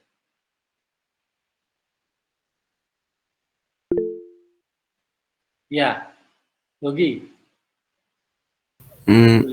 Pertama dari hasilnya Pak ya. Kedua itu dari nama brandnya yang terkenal. Itu terkadang kita tertarik dengan brand-brand yang terkenal dan tempatnya yang estetik seperti yang dibilang sama Ian tadi. Tempatnya estetik. Ya, oke. Terus tadi siapa tuh lagi? Indra, silakan. Indra, ya. Pak, jadi ada beberapa pertimbangan untuk yang membedakan tempat cukur Madura dengan barbershop. Ya. Yang paling pertama paling kelihatan mungkin dari teman-teman tadi bilang dari segi tempat, ambience yang diberikan. Coba kurang jelas. Ya. Dari seperti teman-teman yang tadi bilang, pasti ambience dari ruangan pasti berbeda, atmosfer pasti berbeda. Kemudian experience yang diberikan dari si barbernya kepada customer juga pasti berbeda. Dan kualitas dari potongan juga berbeda, sehingga treatment yang diberikan di barbershop mungkin tidak sebanding dengan yang kita dapat di potong Madura. Mungkin yang di Madura tuh ya mohon maaf mungkin lebih grade-nya di bawah, sedangkan yang di barbershop tuh kita dapatkan dengan walaupun dengan kita spend uang lebih, tapi kita dapat hasil yang kita mau. Itu sih Pak, jadi kayak lebih gitu aja. Sekian. Berarti Anda merasakan sudah membayar lebih di sana ya? Artinya Ya. berani berkorban ya untuk barbershop ya? Ya, betul. Ya, itu dulu untuk yang nanti kita sekaligus akan bahas ya. Sekarang pertanyaan untuk yang mahasiswi ini, yang perempuan ya. Karena perempuan itu biasanya kan sukanya ke tempat-tempat yang ya mempunyai apa namanya konsep Instagramable ya. Nah, perempuan itu lebih doyan bermedia sosial. Pertanyaannya, kenapa harga kopi di Starbucks Dewata itu jauh lebih tinggi daripada harga kopi di kopi shop atau di restoran, Dede? Silakan, Kak Istri. Baik Pak, menurut saya itu karena dia brandnya memang sudah terkenal. Brand. Ya. Ya. Yang terkait dengan materi hari ini ya, Dede? Dan juga di Starbucks Dewata itu dalam segi interiornya itu dia menarik di mata pelanggannya Pak, dan juga nyaman. Menarik di mata pelanggan. Interiornya menarik. Ada yang lain?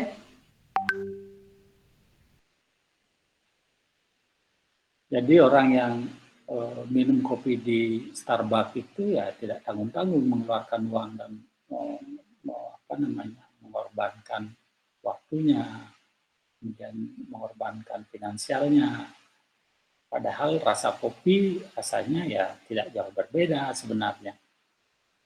Yang dia dapatkan kopinya juga 1 gelas begitu. Tapi kalau kita lihat harganya jauh berbeda dan kita ke sana itu butuh pengorbanan yang banyak. Ini siapa ini? Agung Budi ya? Silakan.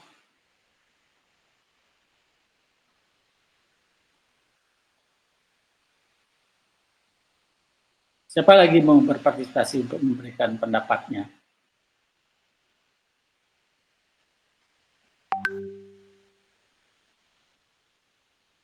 Izin menambahkan, Pak. Iya, silakan.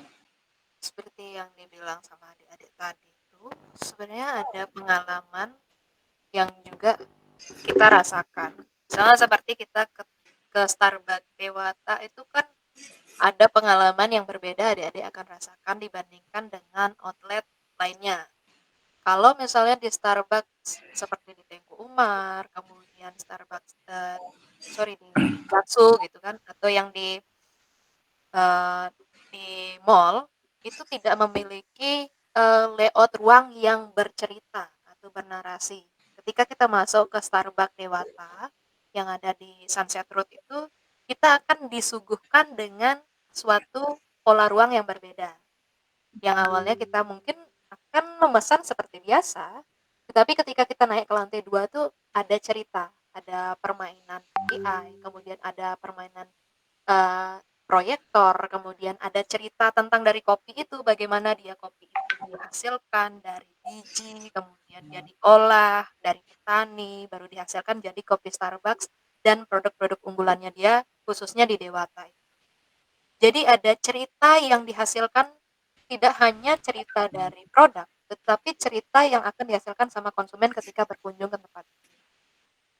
Nanti kalau adik-adik buat desain interior komersial, alangkah baiknya itu memang ada ruang pendukung yang mampu menghasilkan cerita baru bagi konsumen.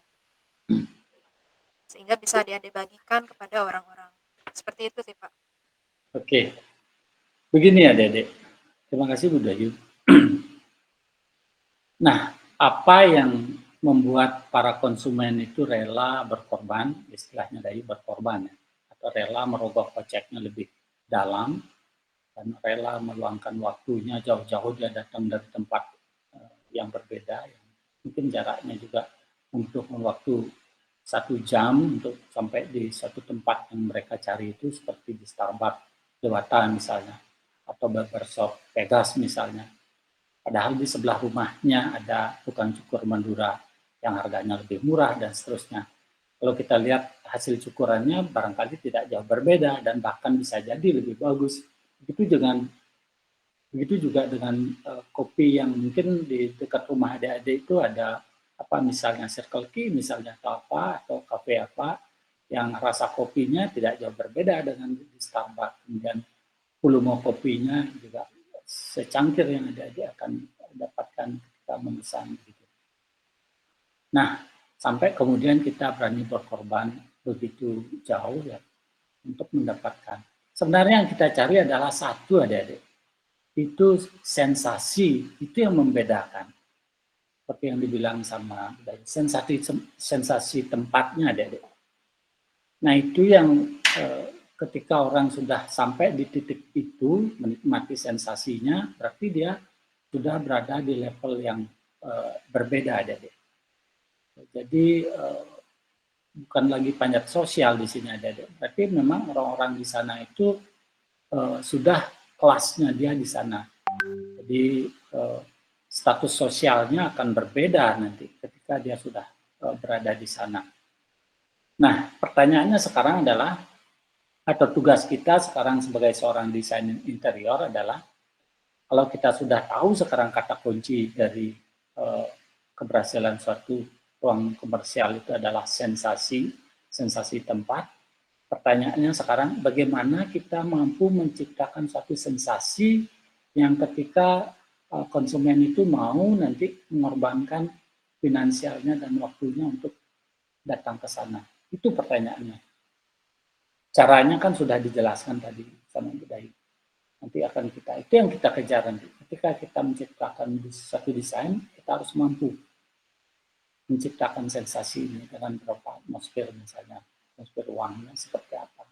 Ya, salah satunya kita harus mampu di samping kita mampu menciptakan ruang yang fungsional, kemudian mampu memberikan rasanya aman dan nyaman di sana. Dan ada beberapa hal yang mungkin agak detail yang perlu kita perhatikan adalah seperti yang disampaikan tadi oleh Bu Dayu adalah pertama penghawaan adik-adik. Gimana orang menikmati kopinya di sana di Starbucks itu suhunya tidak dingin, tidak panas, artinya pas dia. Itu perlu satu penelitian, perlu pengetahuan yang cukup untuk itu adik-adik. Nah, kemudian yang kedua, pencahayaan ketika orang minum kopi itu agar dia merasa nyaman seberapa. Agar mendapatkan satu sensasi yang berbeda, seperti apa pencahayaan. Kemudian selain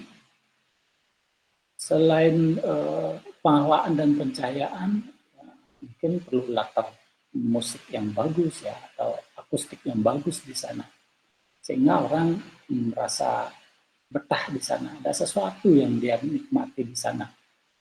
Sehingga seluruh panca indera konsumen di sana itu kita berikan kita manjakan adik-adik. Matanya kita manjakan dengan sinar yang cukup. Kemudian kulitnya kita manjakan dengan suhu yang tepat ya, yang sesuai dengan kebutuhan. Kemudian telinganya kita manjakan dengan suara-suara atau musik-musik yang bagus ya. Kemudian yang terakhir hidungnya kita berikan manjakan dengan aroma-aroma yang memang mereka tidak dapatkan di tempat lain, sehingga inilah akan menimbulkan satu sensasi satu sensasi atau pengalaman baru. Maka dari itu ketika itu sudah tercapai, sehingga mereka punya pengalaman baru di tempat itu. Nah itu ketika itu sudah tercapai, selain bentuknya juga kita tata sedemikian rupa, kemudian fungsinya jangan lupa yang paling utama. Nah ketika itu sudah tercapai, ruang itu akan mempunyai makna. Ketika itu maknanya sudah dapat, mereka akan Berarti adik-adik sudah mampu memanipulasi pikiran konsumen yang tadinya dia hanya sekedar ingin merasakan tempat itu menjadi dia butuh adik-adik. Nah, ketika dia sudah butuh, suatu saat dia akan datang kembali. Nah, tugas kita di sini adalah bagaimana kita mampu memanipulasi keinginan itu menjadi satu kebutuhan. Kalau kita bicara masalah komersial itu di sana ininya dari kuncinya. Kita mampu memanipulasi yang tadinya dia hanya sekedar ingin melihat, mungkin tadinya ingin meraba, kemudian ingin merasakan, akhirnya dia membutuhkan. Setelah dia membutuhkan, dia akan datang berkali-kali ke sana. Dan Ibu Dayu tadi sebut ada rasa sudah jatuh cinta dia dalam tempat itu. Jadi kalau seminggu saja dia tidak datang ke sana, ada sesuatu yang kurang di hati mereka. Jadi dia ingin datang kembali. Nah, kalau sampai di sana, karya yang sudah kita tawarkan, itu satu keberhasilan yang luar biasa. Kalau disimpulkan apa yang disampaikan oleh Bu Dayu tadi, itulah inti dari sense of place itu, di mana sensasi sebuah tempat itu bisa membuat orang jatuh cinta sehingga dia akan merasa membutuhkan tempat itu. Sehingga tidak terasa kalau kita sudah jatuh cinta dengan tempatnya, uang sudah bukan menjadi hal yang penting lagi di sana. Kita tidak terasa uang kita keluar di sana. Jadi kita dapat menikmati atau sensasi yang berbeda yang betul-betul membuat membuat rasa senang kita menjadi rasa bahagia begitu adik-adik. Itu yang sebenarnya yang kita tawarkan. Kalau sampai sudah seseorang itu mendapatkan satu kebahagiaan dalam satu tempat, pasti dia akan kembali. Kalau hotel pun demikian adik-adik. Ketika orang menginap punya pengalaman, punya sensasi tertentu di dalam sebuah hotel, kalau dia datang ke daerah itu pasti akan memilih hotel yang sama. Tidak mungkin dia akan coba yang lain. Gitu. Nah, itu yang bisa ditambahkan untuk materi hari ini. Kalau adik-adik mahasiswa sudah dapat kata kuncinya, ya hari ini itu adalah sensasi adik-adik. Sensasi ruang. Demikian deh, silakan. Kalau ada pertanyaan, silakan. Ya, mungkin ada tambahan dari Pak Todi atau Pak Adi, silahkan Pak.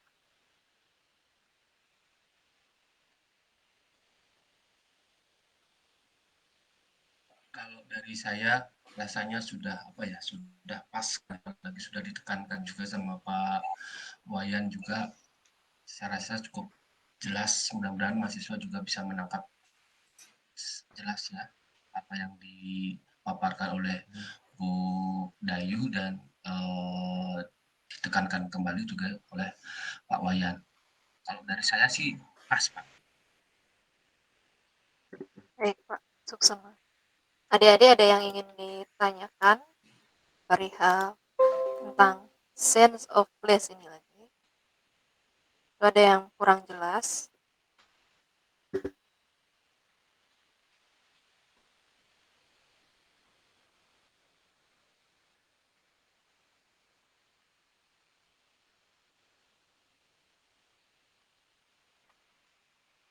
Kalau nggak ada, kita tanyain aja Pak ya studi kasusnya. Iya. Studi kasus setiap kelompok. Kelompok satu udah dapat apa gitu Pak ya.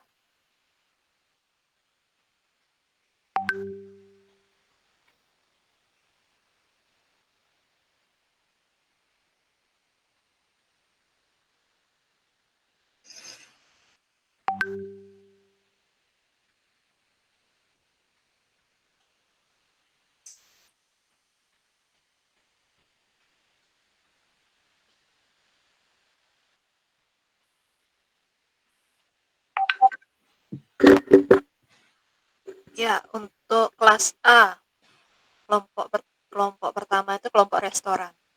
Dia dapat studi kasus apa kelompok A? Kelompok pertama?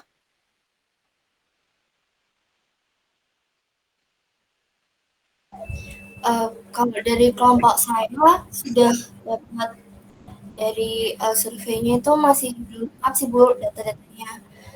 Kayak ukuran pastinya belum kami dapat. Terus konsep dari restorannya sendiri kami juga belum dapat karena untuk kemarin wawancara bukan sama manajernya, jadi staf di sana juga kurang tahu tentang restorannya gitu Bu. Untuk studi kasusnya apa nama restonya? Kami pakai Vanda, restoran bakmi.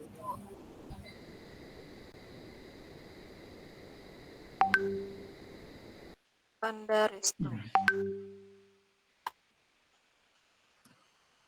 Berarti belum ngambil data banyak ya?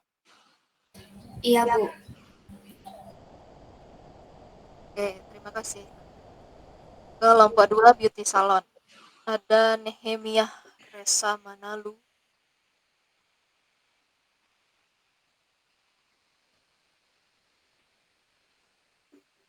Nia Leoni. Ada perwakilannya?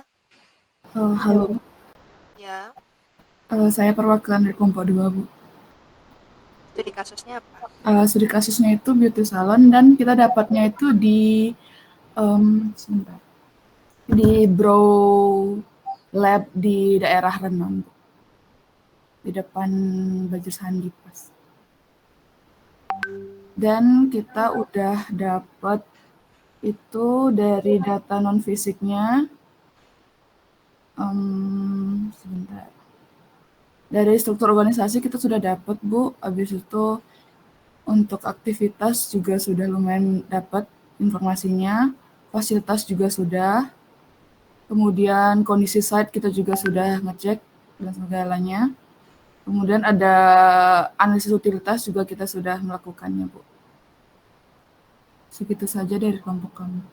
Baik, Brow Lab Studio ini udah cukup terdesain ya. Berarti nanti hasil redesainnya harus jauh lebih bagus dari sebelumnya. Iya Bu. Saya juga nemu banyak masalah sih di sana. Oke, terima kasih. Kelompok 3, Villa 5D Bayu Prihan Jagat Deva Marcelino.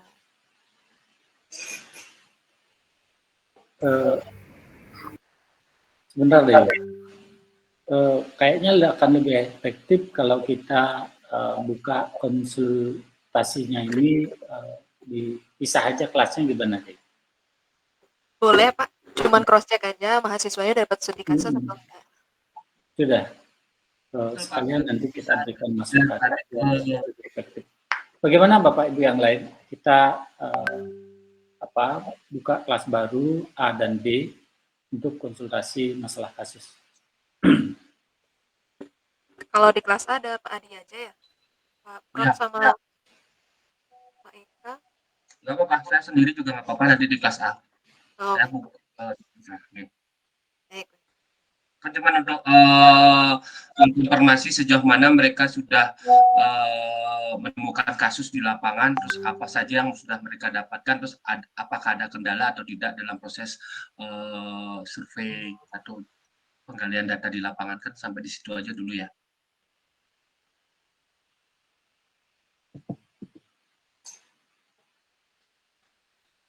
Baik. Siapa yang akan lab dari kelompok apa yang dari mungkin di kelas A yang buatin ini aja Pak, kita kasih baru, link ya? baru aja. Ya silakan adik-adik kelas A bergabung atau join ke link yang baru ya. Tolong dibuatkan dan lab dari kelas ini. Untuk kelas A biar ini aja, biar keluar dulu, saya juga keluar ya. Iya. Jadi saya dari Pak Adi Tiaga dan mahasiswa kelas A. Terima kasih adik-adik yang dari kelas